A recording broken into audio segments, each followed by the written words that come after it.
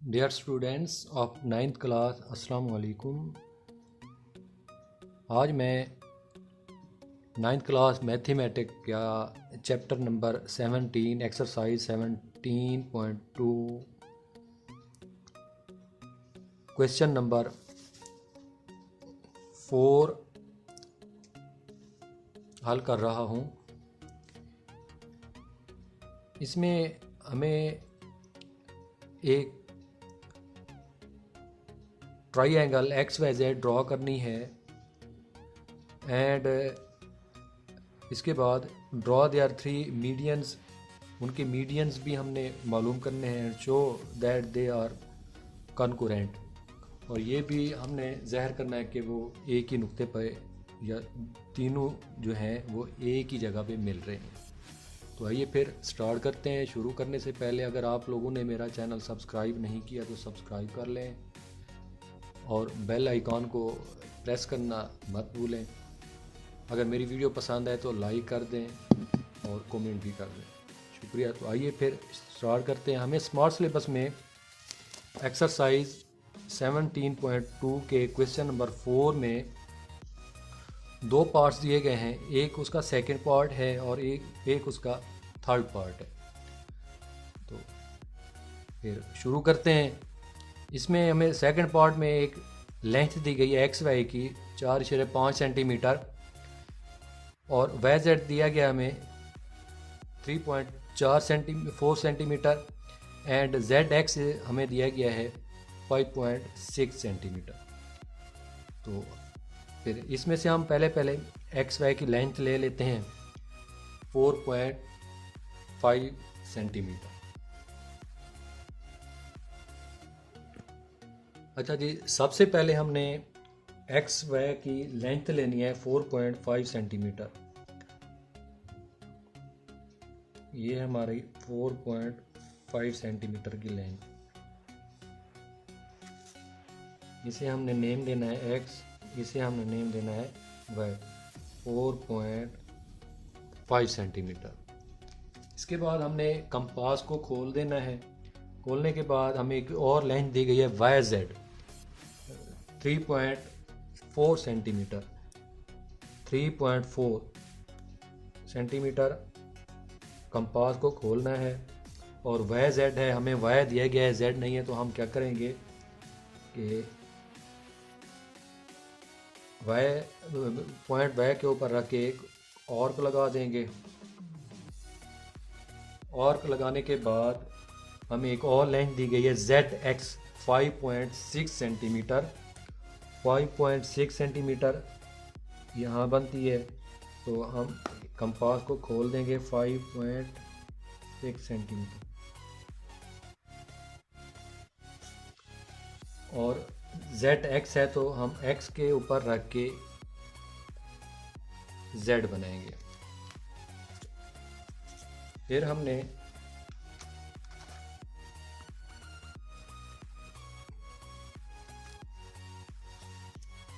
اس کو اس کے ساتھ ملا دینا ہے،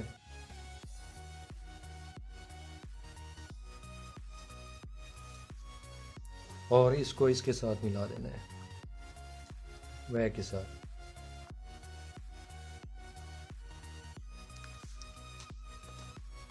پھر اس کو ہم نے نیم دے دینا ہے زیڈ کا۔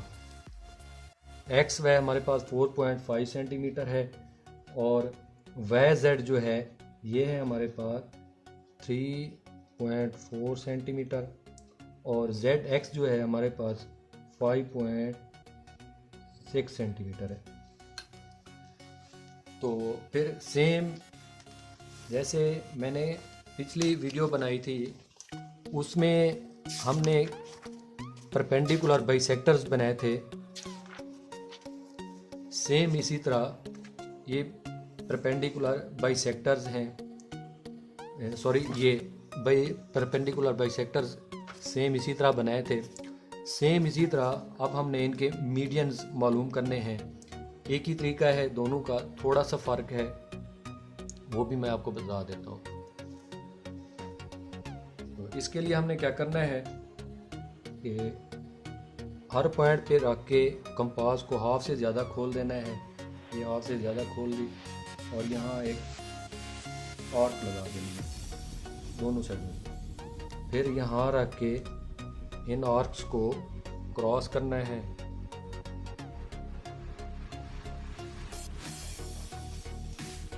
جو زیادہ ہیں ان کو ہم نے ریز کر دینا ہے۔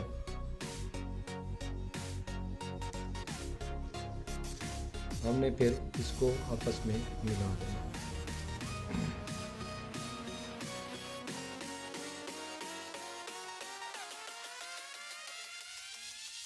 ان کو ایروز دے دینے ہیں۔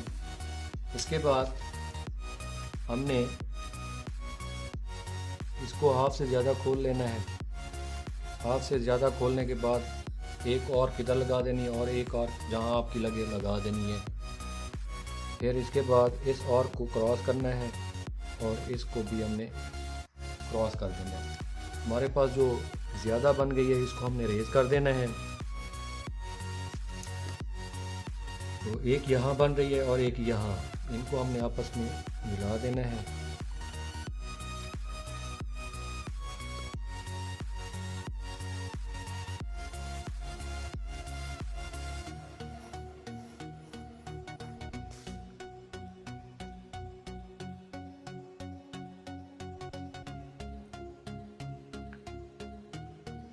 اس کے بعد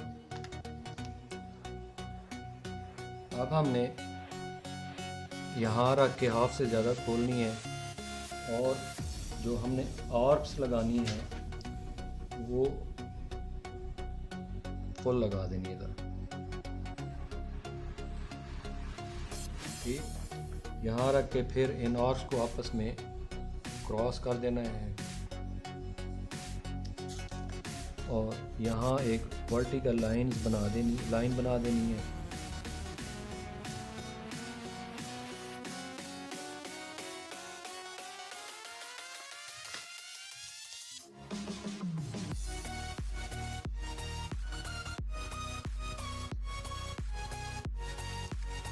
یہاں پہ ہم نے ایرو ڈال دینا ہے اور یہاں بھی ہم نے ایرو کا سمبل ڈال دینا ہے۔ تو یہ ہے ہمارا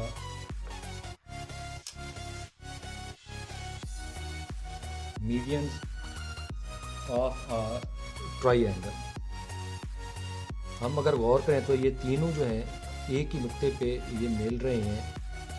اس کو ہم نیم دے دیتے ہیں او کا۔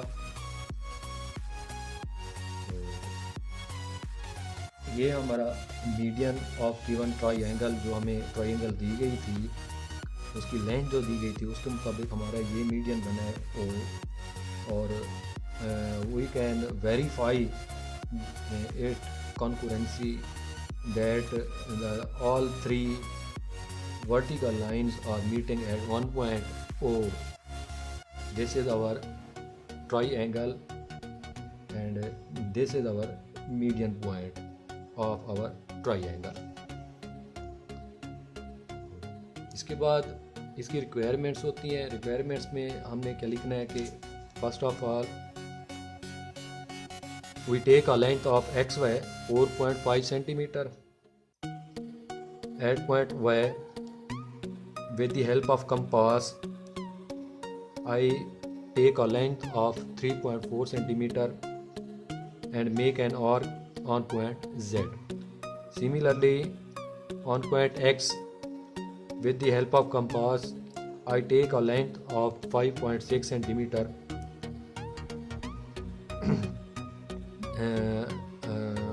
and make an arc on point Z. I make a line from x to z and y to z and x to z.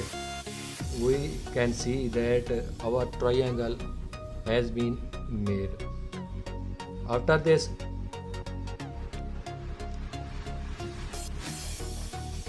I made 3 bisectors on xy, yz and zx.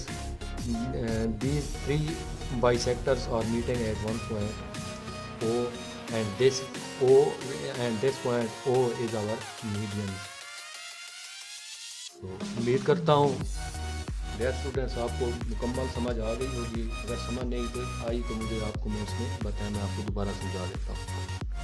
इसके बाद हमें जो इसकी third जो दी गई है उसमें हमें एक लेंथ दी गई है ZX की, जो कि हमने 4.3 सेंटीमीटर लेनी है। हमने X पर 75 डिग्री का एंगल जो है वो ड्रॉ करना है और Y पर 45 डिग्री का एंगल ड्रॉ करना है।